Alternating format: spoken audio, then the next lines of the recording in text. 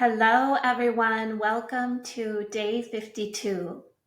So, today I was thinking about this time when Swami Dayananda, when I was studying with him in India, was exclaiming to his students, "Go get it! Go get it," he said.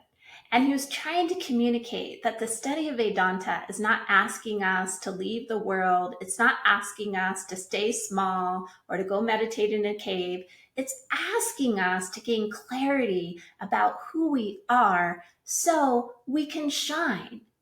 Because, as he stated in the teaching of Bhagavad Gita, as the self-effulgent awareness, we cannot but shine.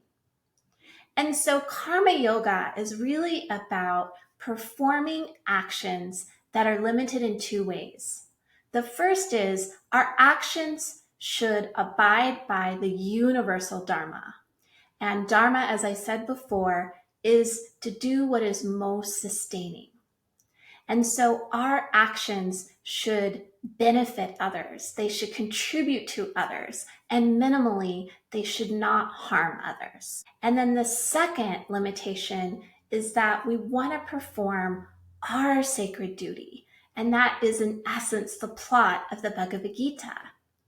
And it's well known that the Gita tells us that it is much better for us to perform our sacred duty, even sloppily, but giving it a go, than to perform the duty of someone else well.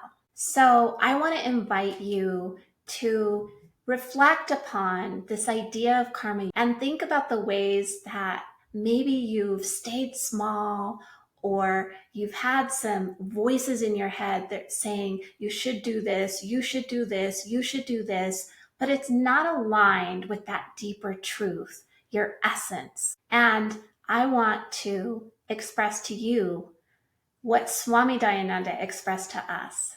Go get it, because it's waiting for you. Om peace.